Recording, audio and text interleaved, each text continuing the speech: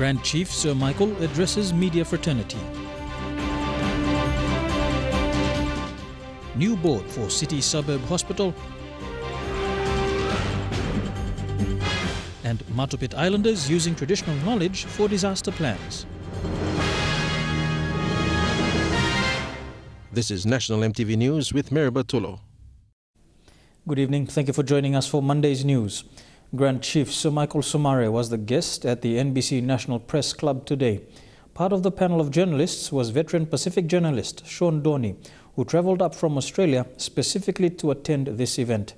Even though Sir Michael deported him at one stage while working in PNG as an ABC correspondent, Mr. Dorney has nothing but praise for PNG's founding father. Sean is now retired, but is still regarded as an authority on Pacific issues. A large part of his career as a journalist was spent here in PNG. He says Sir Michael is a remarkable man. Sir Michael is absolutely unique. And there is no one else in the rest of the Pacific or Australia or New Zealand who has had anywhere near the political career that he has had. But he has been around for so long, and it's not that he's just been around, he actually dragged the country through to independence, and I don't know if people quite appreciate how difficult that situation was. In his preparation for today's press club event, Sean read a book that was recently published in Australia. It contains Australian cabinet discussions in the 1960s and 70s about their territory back then and their feelings towards their role in governing this complex territory.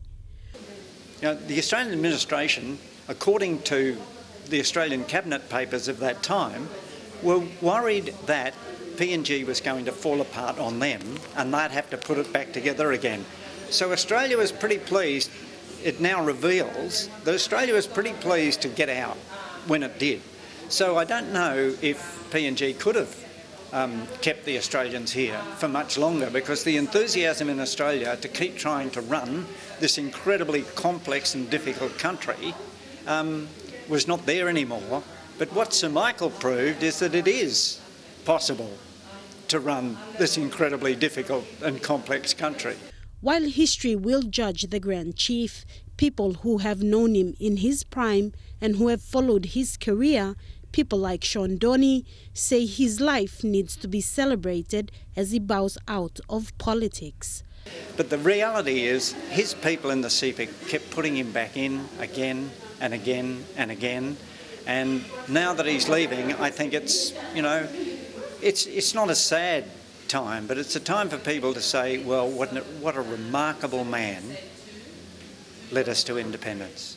Sarah Aupong, National EMTV News.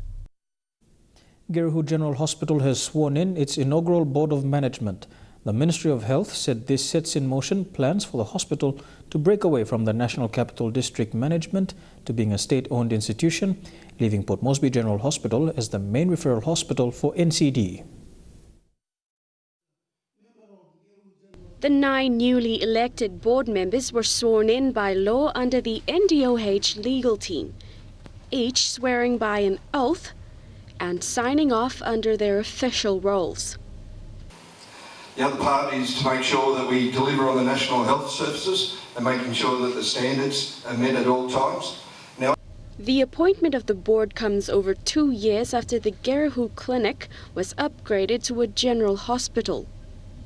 But at the same time, we must, and I remind Secretary all the time, our workforce, our manpower, very important to man what we build, that the government builds.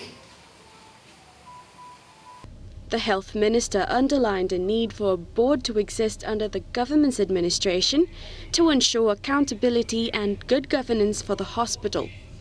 He also announced that while this now makes POMGEN the nation's referral center, it will also be the teaching hospital to the medical faculty of PNG.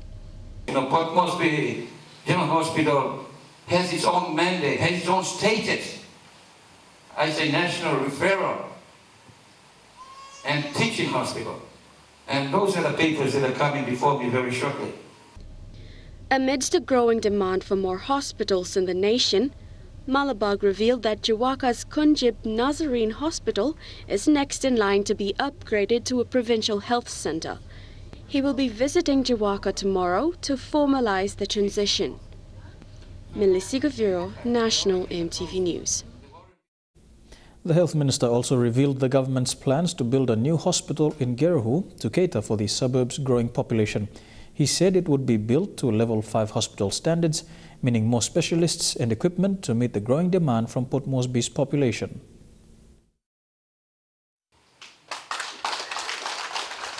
It has already been designed. It will be a level 5 hospital.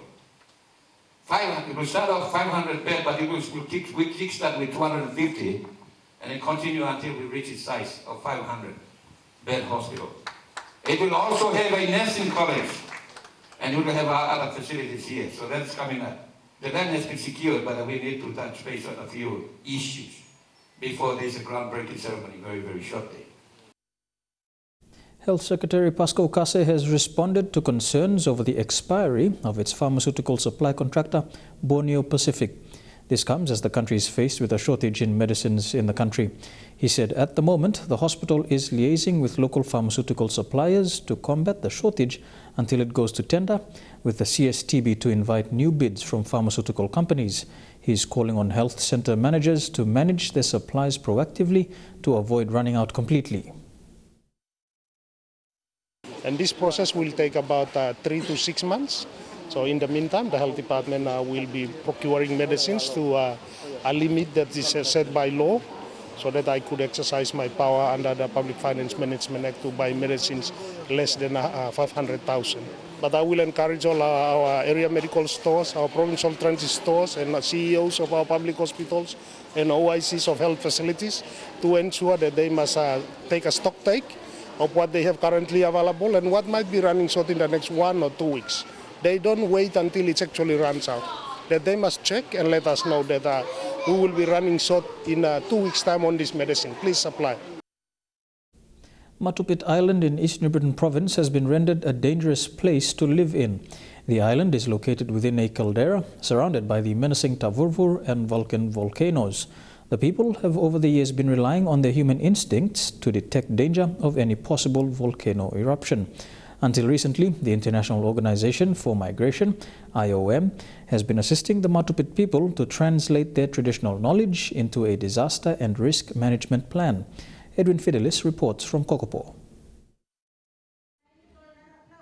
If there's any place in the world that the people use their instincts to detect danger, it will be the Matupit people of East New Britain Province. Johnson Peniel, a local ward councillor on the island, tells me it is an ancestral thing passed down from their great-grandparents. He says they were taught about how to read weather patterns, sea level, earthquakes and behaviors of domesticated animals in the village. They told a story too, he says, myths and legends about Kaya, the spirit inhabiting the volcanoes, and the time intervals of every major eruptions. Maybe like an experience long. Or story blah or two bona blah me saya talking me blah. This is why I'm live. Now me play also me play witnessing because always I talking me blah also. Within another 50 years time and one plan mountain fire blow you play this generation. Now Toblo only been through. Last week, a team from the International Organization for Migration, or IOM, visited the island and presented booklets about disaster resilience, something that the Matupit people have drawn up for themselves previously with the help from IOM. The IOM tries to assist the Matupit people to translate their traditional knowledge into a written documentation, to be self-reliant and how to rebuild their lives during and after a disaster, with the common knowledge that a significant portion of the 4,000 people who live here have made up their minds not to leave their island village despite the dangers. Knowledge that will combine with your own local knowledge and skills to improve the situation, for adapting to major disasters, for planning to disasters. And let's be honest, it's inevitable that something else will come, whether it's from volcanoes, whether it's from the weather, whether it's from climate change. Something will come. Matupit Island sits under the foot of Tavurvur and Vulcan volcanoes that erupted in 1994. Geophysical researchers carried out after the eruptions have indicated that The Matupit people were the first to evacuate their homes a few hours before the initial eruption.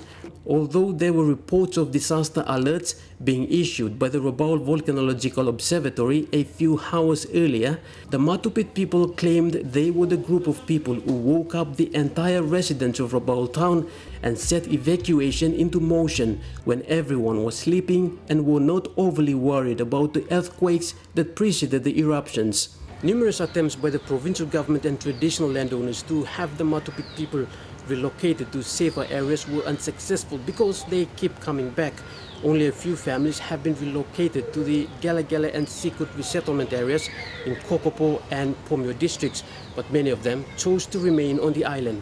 Edwin Fidelis, National EMTV News, Kokopo. The 11th CPL Pride of PNG Award for Women was officially launched today by Governor-General Bob Dadai. The launch was attended by CPL Chairman Mahesh Patel, Linda Babao O'Neill, and wife of the Governor-General, Hannah Dadai. The Governor-General, who is the patron of the award, said he looked forward to hearing of the wonderful deeds and selfless sacrifices of the women who will be nominated this year. CPL Chairman Mahesh Patel said CPL would continue to empower women through the awards and cementing the gender gap in PNG. Nominations are now open for the 11th CPL Pride of PNG Award for Women.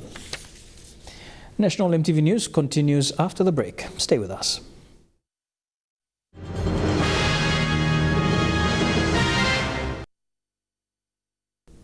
Welcome back to the news.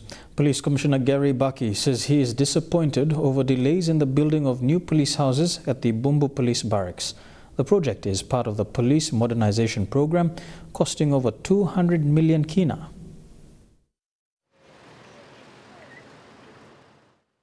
It's been 7 years since the Bumbu Barracks was declared unfit for living, with termite infestation, sewage overflow and houses in disrepair. But the construction of a housing project meant to replace the aging buildings has dragged on for 5 years now. Actually disappointed with that because the contractor has been given all the funding that is necessary for him to work on that. Has been constantly requesting the police department to give him. And I know I have signed off on a couple of funding checks for him to complete the job. And if it hasn't been completed, then he has to make sure that the work is completed because much of the payments has already been done. These are the 10 duplexes at Lay's Bumbu Police Barracks. Construction started in 2012. It's part of the police modernization program to rebuild some of the 4,000 police houses nationwide. 2,000 of them are in a state of needing repair or replacement. 90 million kina of the 270 million kina allocated by the O'Neill government for police projects was acquitted in 2015. In Medang, the story is the same. Between us and the police hierarchy on the number of constable or policemen that are coming out of their training college, that's something that we must have way ahead so that we're able to plan how many are coming in and we're able to sort out the accommodations before they come. And I think what we have now, in all its fairness, is that the Bomana Police College is putting out recruits every now and then. In our planning, we are not capturing that. The Commissioner's sentiments come at a time when 150 police families in the nation's capital were relocated from a rundown housing at the Gordon's Barracks to new homes at the Bomana Barracks. But the move has not come without controversy, with the contractor Red Sea claiming that they have outstanding payments owed by the department. The contractor at Bumbu Police Barracks is yet to comment on the matter. Harry Agimbari, National EMTV News, Lay. Police Commissioner Gary Baki says he is confident the RPNGC will deliver a successful 2017 general election.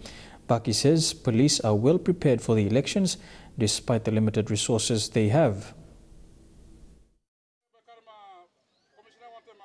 Baki also revealed RPNGC has a shortage of manpower, but they are planning to do a call-out for people to join them as reserves or auxiliaries.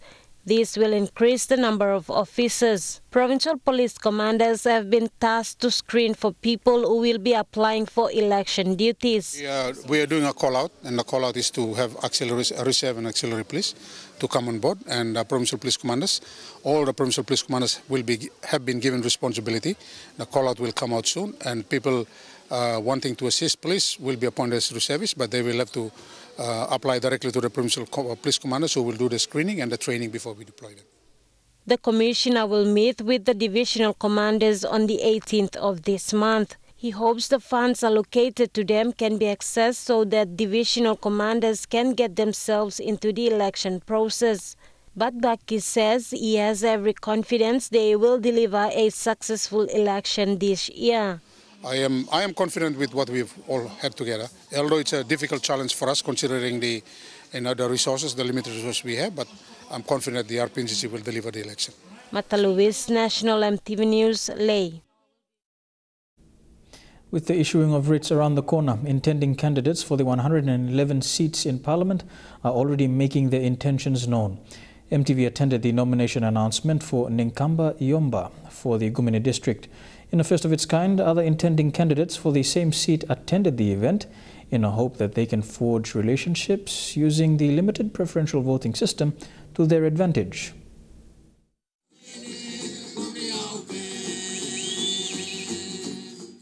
With the string band and roasted pigs, the announcement of Ninkamba Yomba, an environmental scientist, was a family and community affair. To tell everyone that I'll be contesting for elections for Gumini, so that's basically some of the intent candidates are here as well as myself and my people, basically to say that I'll be going for election, yes. He will be running under the Paradise Kingdom Party and contesting for Gumini district, held by current Education Minister Nick Kuman. But what was more intriguing about the gathering was the attendance of his rival candidates from Gumini district to show their support. Candidates, we are like professionals that we work together because now it's a preferential voting system. So because we got a lot of, they all know my background, how I work, how I do things. So basically the intended candidates here are to support us. So we work together basically for themselves. They will be getting 1, but 2 and 3 votes will be to me. Another intending candidate, John Palmer, who is from DOM LLG, said that before the idea of candidates working together was discouraged and candidates were not allowed to campaign in another candidate's base vote area. We believe also as an intellectual, we believe also this system and but not work more than time. And also people are like-minded line, people are so man, people must work one time. Now I'm welcome come back liberal people. People must look him, set him right man, people must select him. But also a part of the event, family members and UPNG Gumini students spoke to the candidates on what they expected. You want me put him this plan contact. Brother, I wish him you on behalf of the family a success. But you face him through long all this hard times. By God through long this election periods. Indirectly or some. You have people to serve and we are around, so intention our actions view must come right now, come good on time. All policies view so that we don't must benefit that. And as always, in the typical PNG tradition, 2 roasted pigs were shared amongst those who attended. Adelaide Xerox Curry, National, EMTV News. The country's oldest political party, Pangu Party, announced today they will have candidates contesting for seats in the National Capital District for the upcoming elections. This afternoon, Pangu Party leader Sam Basil announced their intending candidate for the NCD regional seat. He is Noel Kalau Anjo, an activist of more than 16 years. This seat is not new to the intending candidate, as he has contested for this seat in the 2012 elections, finishing 6th. Mr. Basil said this endorsement by the party coincides with one of their policies, which is to fight corruption. Where misawe fighting all government want them olisawe making corruption of flow parliament. Na misawe lukuki go outside misawe admiring work for Noel. Na me believe strong on some suppose Amy come up one member of parliament. Me got big belief for some and by making work straight na and by look out him citizen of Papua New Guinea good plan. We must need him breakable way. We cannot continue to protest. So I must go to the next level, which is fight. We must go continue. the next level if you go into politics. That's why we put him on the contest him and the regional seat, which me think also I'm qualified. Overcrowding in a lay primary school has forced the teachers to find ways to accommodate the influx of students. At Omili Primary School, 2 grade 6 classes are sharing one classroom. The teachers have had to place their desks outside to accommodate the students. A grade 6 teacher at Omili Primary School, Mari Eliakim, who has been teaching for 36 years, had never experienced the kind of influx experienced this year. She is sharing a classroom with another teacher. There are 80 students in a class. The teachers have to sit outside of the classroom since there is limited space inside. It makes us to move sideways because no spacing, even when we want to introduce lessons on the board, we are standing sideways. The influx of students is triggered by the free education policy. The school is currently struggling to deal with the large number of students. That's been complicated due to the delay in government funding. Which one, there's 2 students can bunk up on the desk that they sit, or 3 students can sit on the desk. Omili Primary School is now in the process of opening 4 grade 6 classrooms this week, constructed using the project fees paid by the parents. This will help minimize few of the problems faced by the school. The school calls on the government to deliver TFF on time to avoid such problems in future. So maybe for next years to come, that has to be placed before we resume, so that it will help the teachers and the students learning and teaching effectively. Julie Badui Owa, National EMTV News, Lay. And now a look at the finance news. The kina closed unchanged at $0.3145 in the interbank market. At Bank South Pacific, your kina was buying $0.3070 $0.4067 Australian dollars, $0.2880 euro, and 33.92 Japanese yen. Looking at commodity prices at New York close, copper closed higher, while gold, coffee, and cocoa closed the day lower. Crude oil closed the day higher, while palm oil and copper closed the day lower. And on the stock markets, the Dow Jones closed 6 points lower, the ASX closed 47 points higher, and the All Ordinaries closed 43 points higher. Stories making headlines overseas when we come back: bomb blasts on Christian church in Egypt, crisis in Syria, and life in the communist-led North Korea.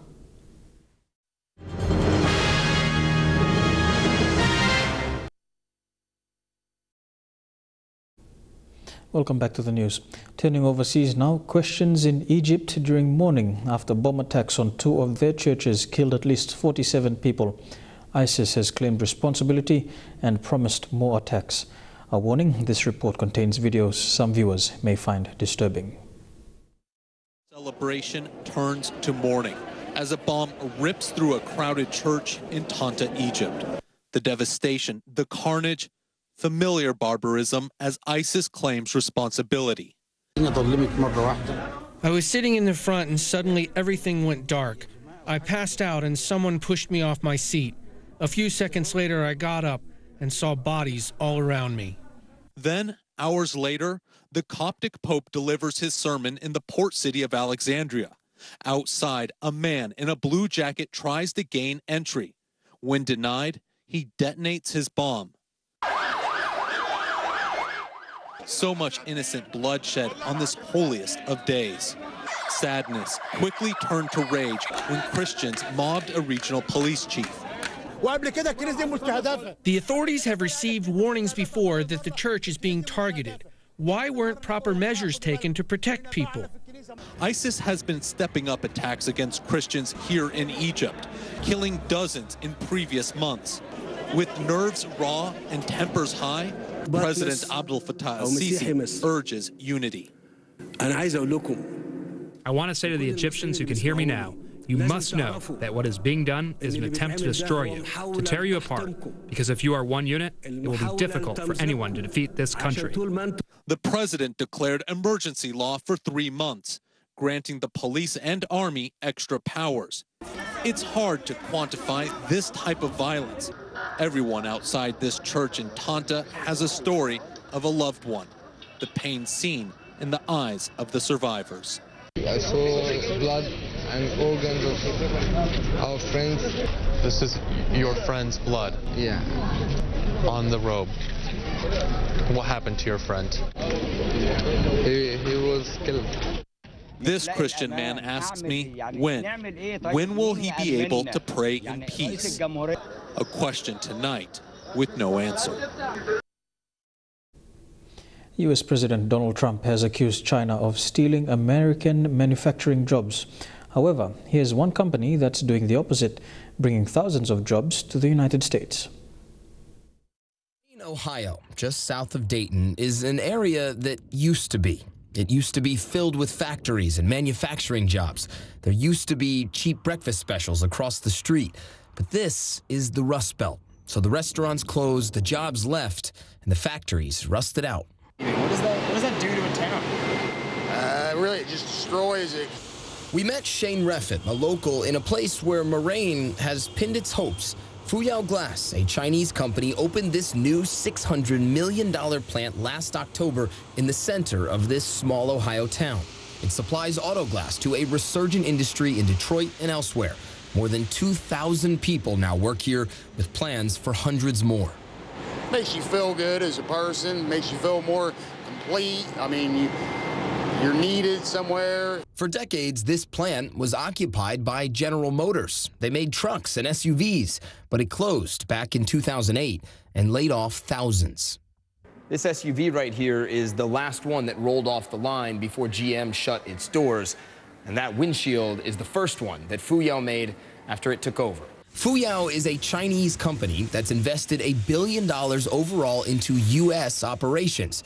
But if the whole made in America, thanks to China concept feels ironic, it could be because of this. We can't continue to allow China to rape our country, and that's what they're doing. The president campaigned on anti-China rhetoric, accusing it of stealing millions of American jobs, jobs he says he'll bring back. His tough talk resonated with people in this part of Ohio. The factory sits in Montgomery County, which voted Obama in 2008 and 2012, but went narrowly for Trump in 2016. It's one of the key counties that delivered him the presidency. And yet, here in Moraine, there's thousands of people relying on a Chinese company for a paycheck. CNN met Fuyao's chairman in Beijing. Why hasn't the president's rhetoric about China scared you off? I'm a businessman, he says. So is Trump. I think his threats are just campaign talk. The company has faced accusations of low pay and safety violations. There's a drive to unionize workers. Fuyao says it's addressing the concerns and plans to be here permanently. We asked Shane Reffitt what he'd be doing otherwise. That's a tough question. Trying to find another good job, which is very hard here in Dayton. The hope is that Fuyao will bring back other local jobs to an area that was, until recently, all about what used to be, now focused on what might be. While nuclear tensions heightened between the United States and North Korea, there is a completely different mood on the streets of Pyongyang. Here's a report from the only American TV correspondent in the North Korean capital.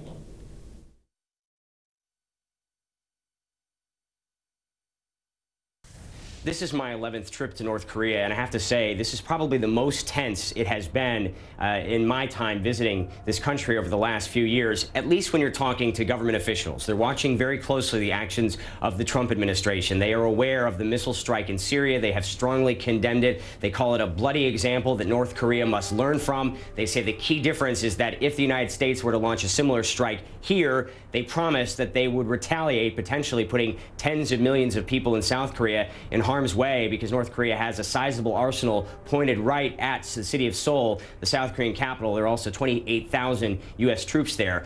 Inside North Korea, though, when you're not talking to government officials, the mood is completely different. There's a very festive atmosphere in the streets of the capital city this week, as we experienced firsthand.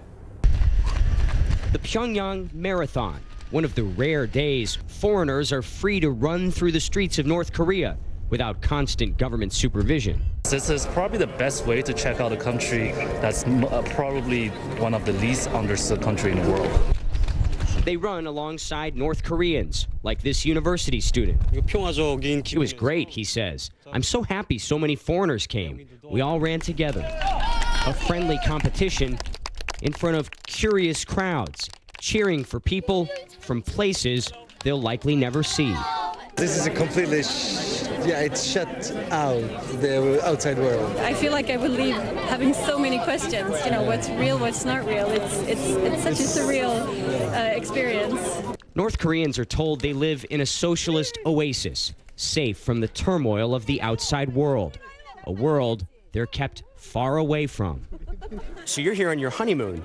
Yes. This newlywed from Chicago says she's surprised this closed society is giving visitors such a warm welcome. It brings you down to, you know, the fact that we're all human and the people in this city are very warm and they can be just like us. Of course, there's another race happening here in North Korea that's capturing the world's attention in a very different way. It's the race to develop nuclear weapons, and analysts say Pyongyang is moving closer to the finish line every day. These women say they are not preoccupied with the nuclear arms race. They're more excited about North Korea's biggest holiday week of the year, with celebrations honoring the nation's late supreme leaders. Do you ever think or worry about the rising tension between North Korea and the U.S.? I'm not worried at all, says this housewife. We have a strong leader. We have Marshal Kim Jong-un. Their government tells them the U.S. is responsible for North Korea's economic hardship and isolation. I hope more foreigners will come here, says this student, so they can learn about our Juche philosophy. Runners pass the Juche Tower, a symbol of self-reliance and self-development. North Korea intends to win its nuclear arms race with or without the acceptance of the outside world.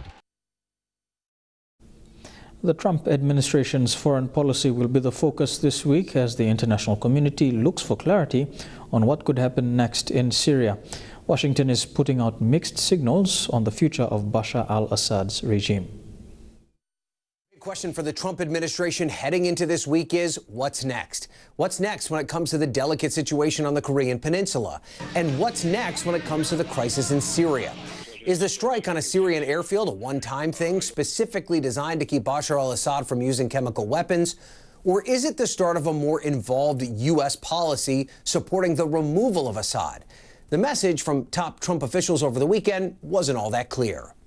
We are hopeful that we can work with Russia and use their influence to achieve areas of stabilization throughout Syria and create the conditions for a political process through Geneva in which we can engage all of the parties on a way forward. And it is through that political process that we believe the Syrian people will ultimately be able to decide the fate of Bashar al-Assad. There's not any sort of option where a political solution is going to happen with Assad at the head of the regime. It just, if you look at his actions, if you look at the situation, it's going to be hard to see a government that's peaceful and stable with Assad.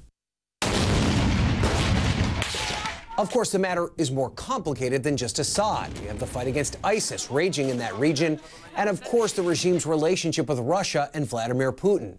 This delicate balance will be on full display this week as Secretary of State Rex Tillerson travels to Europe. He will meet with European leaders on Monday before traveling to Moscow for a high-stakes meeting with the Russian Foreign Minister Sergei Lavrov. Tillerson has said he'll push the Russians to put pressure on their allies, the Syrians, to eliminate any chemical weapons they may still have. Back at home, the president will still have some work to do with congressional leaders, some of whom are questioning the overall strategy when it comes to Syria. All of this while the tensions in the region are not easing at all. Just days after the U.S. attack on that Syrian airfield, fighter jets were already taking off, bombing some of the same rebel-held locations where the chemical attacks took place in the first place. You're watching National EMTV News. Trukai Sports is next. We'll have the details after these messages.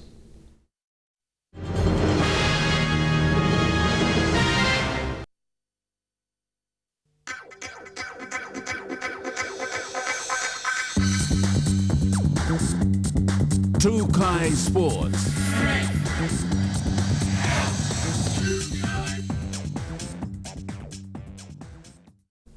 Welcome to Trukai Sports. The Port Moresby Softball A-grade men's grand final went down to the wire between PNG Power Sparkies and defending champions Lamana Yokomo. The match was tightly contested by both teams, but eventually won by PNG Power 9-7 over the weekend. PNG Power pulled off a nail-biting performance against defending champions Yokomo.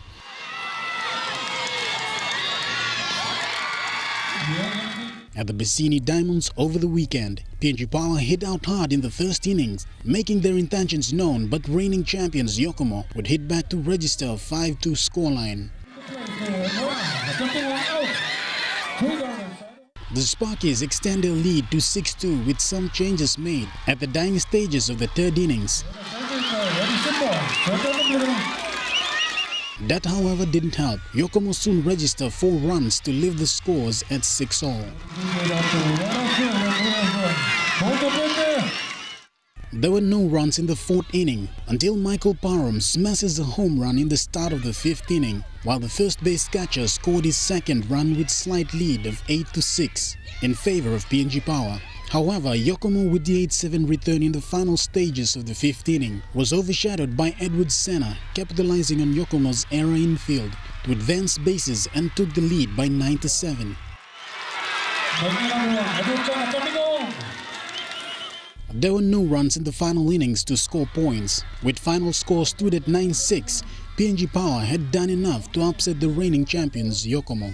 A satisfied PNG Power head coach Simon Daniels said his team have been consistent throughout the season and deserve the win. Shane Saroya, National EMTV Sports. To the NRL now, Benji Marshall will be playing for the Redcliffe Dolphins with former Hunter Thompson Tete this weekend.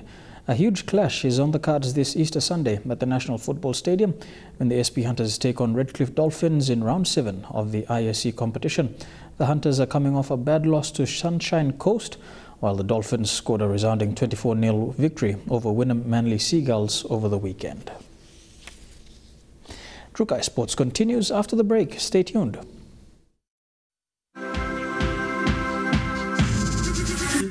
Trukai Sports. Welcome back to Trukai Sports. To cricket, the Hebo PNG Barramandi's chances of pulling off the ICC Intercontinental Cup round 5 look not so promising so far.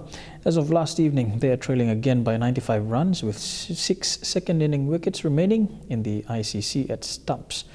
The host is currently on 8 for 441, while the PNG side is at 7 for 346. They will continue the series this Wednesday, though there are 2 other fixtures to go before the competition wraps up.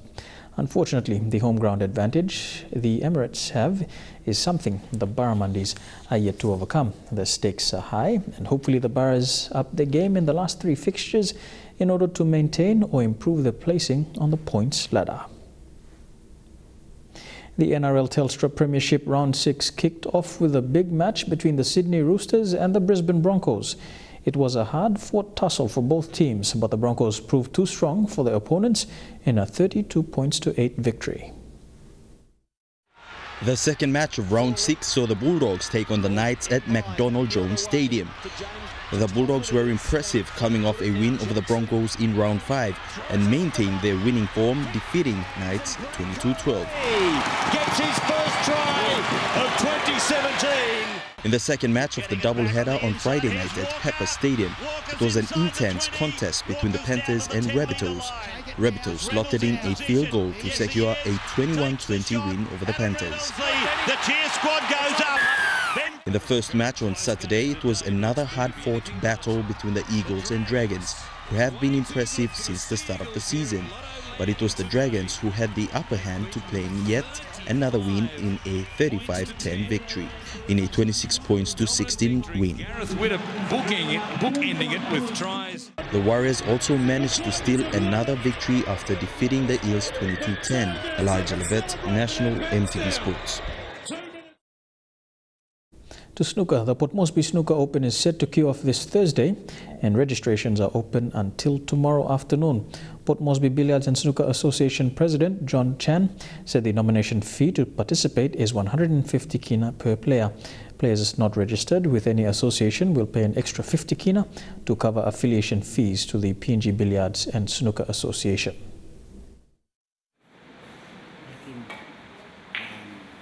40 players, both men and women, will participate in the event this Thursday evening and end with the finals next Monday.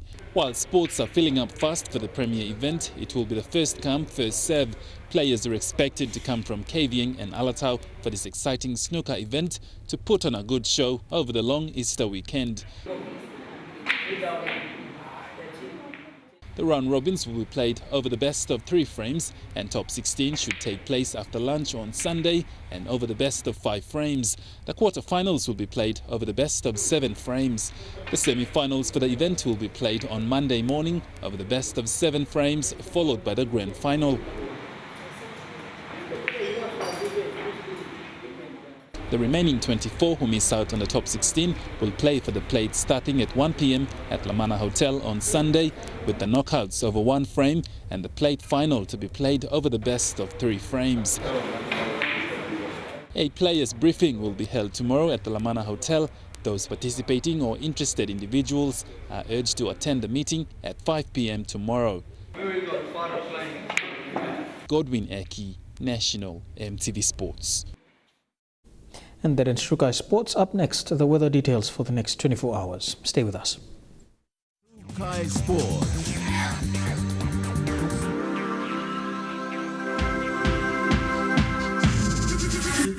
Shukai Sports. The weather details are proudly brought to you by Dulux Weather Shield. Worth doing with Dulux.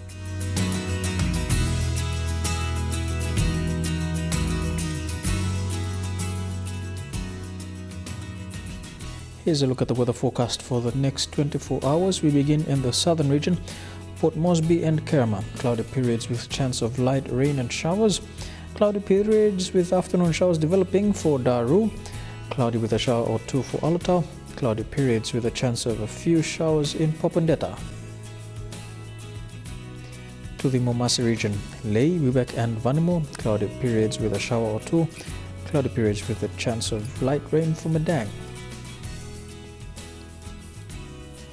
To the New Guinea Islands region, cloudy with showers and possible thunderstorms later for Lorengau, cloudy with showers for Lorengau, Kokopo and Rabaul, as well as in Kimbe and Buka.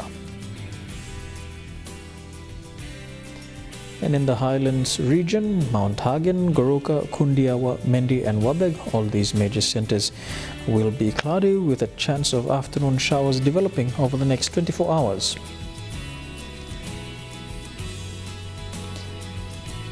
And there is a strong wind warning still current for all coastal waters of Milne Bay, including Bogia to Wewak, to Aitape, Vanimo, northern PNG Indonesian border, also for Manus to New Ireland, to the northern tip of East New Britain.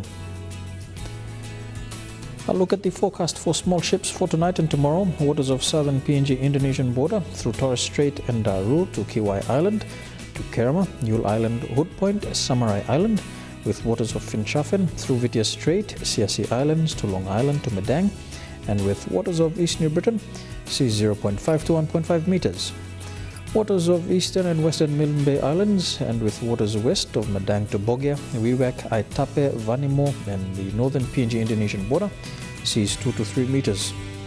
Waters of Samarai Island to Cape Vogel to Finchafen, with waters of Manus and its western group of islands, and with waters of New Ireland to New Britain and Bougainville, seas 2 to 2.5 meters.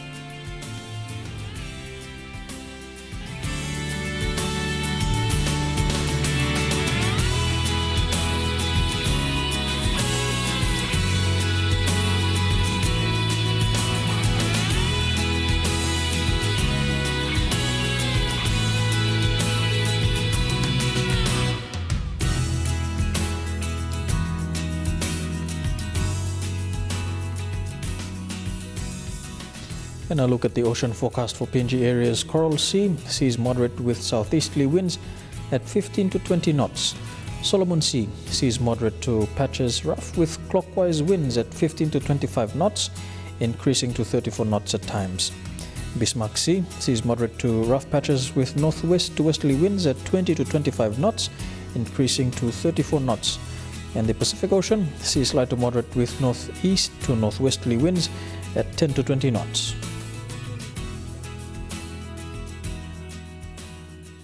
The weather details are proudly brought to you by Dulux Weather Shield. Worth doing with Dulux. Before we go, a recap of our main stories tonight. Grand Chief Sir Michael Somare addresses media fraternity. Gerihu suburb gets new hospital board, and Matupit Islanders using traditional knowledge for disaster plans. And that is the news, sports and weather for today, Monday the 10th of April 2017. On behalf of the entire EMTV News team, pleasant viewing. Good night.